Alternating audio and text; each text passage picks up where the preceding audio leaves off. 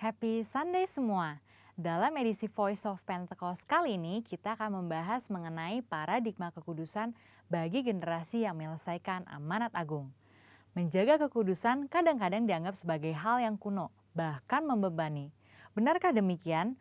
Apa arti kekudusan yang sesungguhnya? Kekudusan adalah karakter dari Allah yang paling menonjol yang memiliki makna keterpisahan. Salah satu contoh ketika Adam dan Hawa sebagai manusia pertama jatuh di dalam dosa. Mereka harus keluar dari Taman Eden. Hal ini menunjukkan bahwa Allah yang kudus harus terpisah dari manusia yang tidak kudus dan juga terpisah dari segala sesuatu yang bertentangan dengan keseluruhan karakter Allah itu sendiri. Akan tetapi kekudusan Tuhan bukanlah hanya kekudusan yang memisahkan dan menghakimi segala yang tidak kudus, melainkan juga menjangkau manusia yang berdosa dan memberikan pengudusan bagi mereka. Maka dengan itu ada 3 paradigma kekudusan. Yang pertama, kekudusan itu indah dan didambakan. Kita dapat melihat bahwa seluruh ciptaannya sungguh sangat baik. Dan kata baik juga mencangkup segala pengertian seperti keindahan dan kedambaan. Dalam Mazmur 96 ayat 9 dikatakan, sujudlah menyembah kepada Tuhan dengan berhiaskan kekudusan. Kata berhiaskan kekudusan menunjukkan bahwa kekudusan adalah hal yang mulia dan indah di hadapan Allah.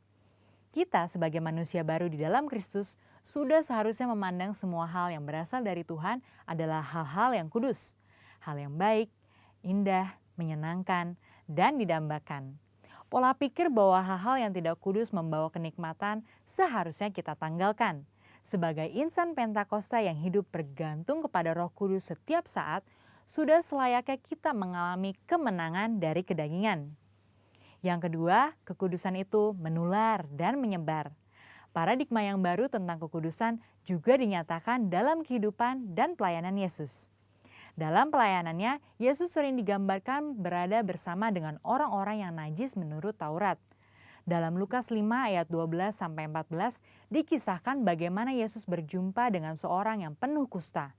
Orang tersebut meminta kepada Yesus untuk menahirkannya, yang kemudian diresponi oleh Yesus dengan menjamahnya dan berkata, "Jadilah engkau tahir."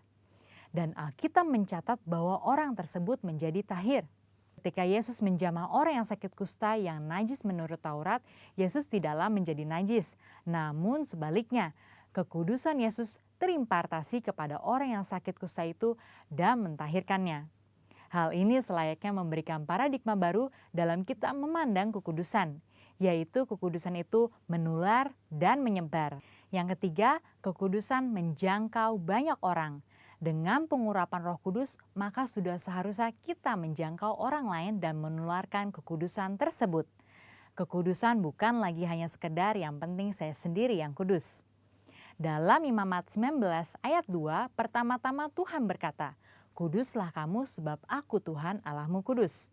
Setelah itu mulai dari ayat 3 dan seterusnya, Tuhan memberikan serangkaian perintah kepada umat Israel untuk melakukan perintah seperti menghormati ayah dan ibu ataupun bertindak jujur.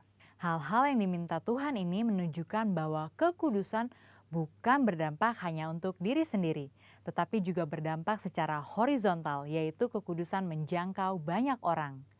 Terkait hal ini, gereja kita yang ada di Bandung memiliki kisah yang unik dalam perjalanan sejarahnya. Pada waktu itu tahun 1992, tidak ada lagi gedung pertemuan umum yang bersedia untuk menyewakan tempatnya secara permanen. Namun tiba-tiba ada satu tempat yang bersedia menyewakan tempatnya untuk ibadah dan dikontrak untuk waktu yang cukup lama. Tempat tersebut adalah Gedung Paramount yang adalah sebuah nightclub.